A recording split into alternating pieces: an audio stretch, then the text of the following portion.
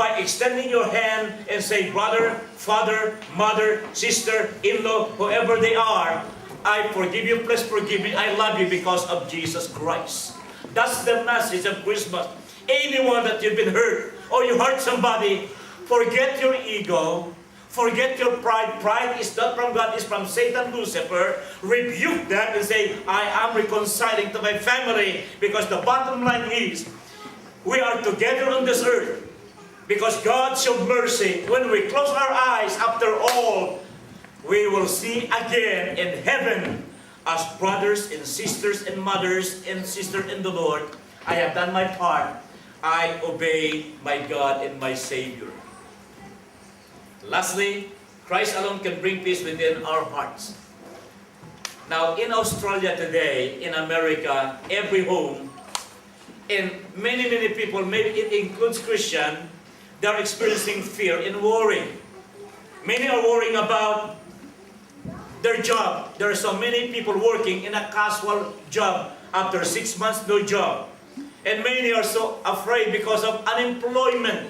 And we know that Australia's unemployment is increasing. It is frightening to know, because the company is moving to India, to other Asian countries today. So there's so much fear that you are confronted in the land of plenty.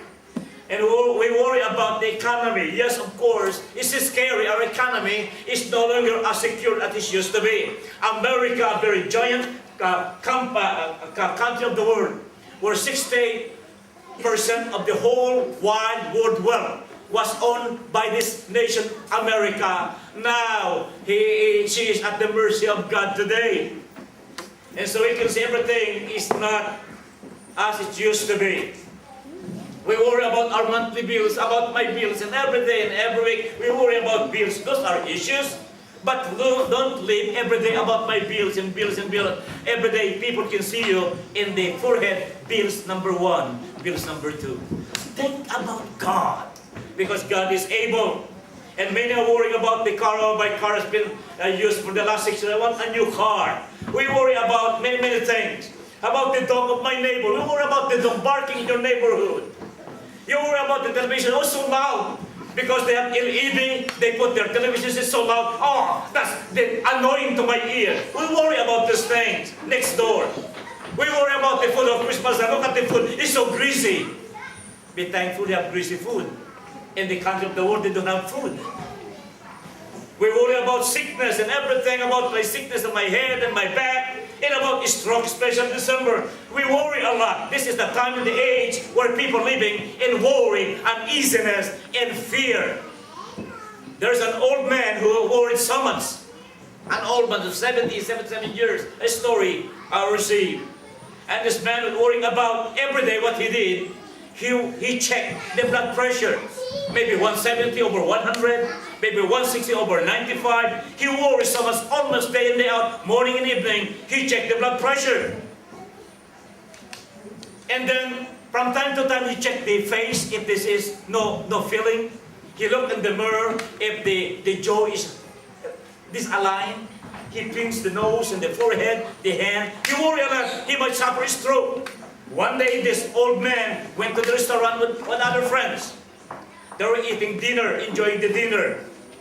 Then suddenly, this old man who fear about his stroke, suddenly he said, "Oh my God, this is now the thing that I'm truly afraid about. I hate this happened to me." And he said, he was keep pinching his legs. And he said, "There is no more sensation in my legs. And it feels like I'm numb. And it seems I've already had a stroke." And a woman just close to him said, "Sir, you keep pinching my thigh. It's not your leg, but my thigh." You worry so much everything. The worry is your problem. It's in your mind and in reality, church. You might be troubled because of fear. Listen to me. Jesus Christ can give you peace within your heart. He will give you joy. As I conclude today in the short message, God has planned this event of giving to you the message about Christmas. It was His plan long time ago. So we can see in the book of Luke chapter 2, there was a proclamation of the message about Christmas. God sent forth His angel, and there were vast numbers of angels announcing the message of Christmas. You know what? In the book of Luke, there were shepherds living out in the field nearby, keeping watch over their flocks at night. Next verse, please. An angel of the Lord appeared to them, and the glory of the Lord shone around them, and they were terrified, they were afraid. But the angel said to them, "Do not be afraid. I bring you good news that will cause you joy for all people." I want you to hear, this is the message of Christmas. Even the people in the in the open field were terrified. You know what? God could have sent those angels to the first emperor of Rome, Caesar Augustus, but He doesn't. He could have sent the message to the angel to King Herod, but God chose not. He could have sent the message to the priest and to the high priest, but He ignored them. He could have sent the message to the religious leader of the church, giants, religious leaders in groups. We have the Pharisees, we have the Sadducees, we have the scribes and lawyers and doctors of law. We have the essence, but God dropped them all down. Listen to me. Instead, He chose and sent His message to a group of poor shepherds in the middle of the night to understand that Christmas is for them. You know what, church? God is sending the message of Christmas to you as an individual person. God is sending the message of Christmas to you as a family. God is sending the message to us as a church family. Look at us. Listen to this. Not many of you are strong. Not many of you are eloquent. Not many of us are so influential. Not many of us are rich.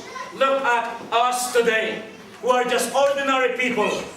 And you know what happened to the poor shepherd? What they did is this. In verse 15, let's go to Bethlehem and see the things that has happened which the Lord told us about.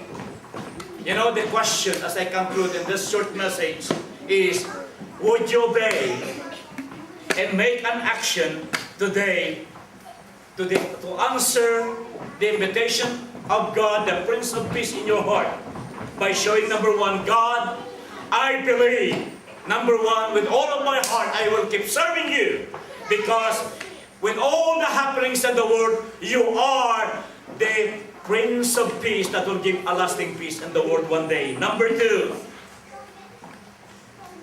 Lord, today I'll make it a point in my heart that every moment of my day, I will see to it that I have peace with God in my relationship with you. You have to settle the issue today. And number three, that you have peace with all your relationship with your sons and daughters, in-laws, brothers and sisters in the Lord.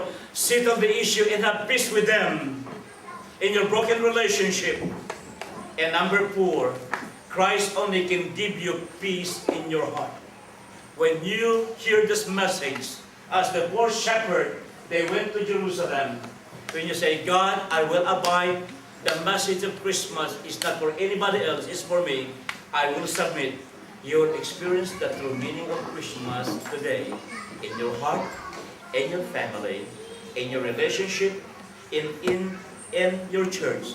And then when you go out, it will be felt by the people in the world. You are the light of the world.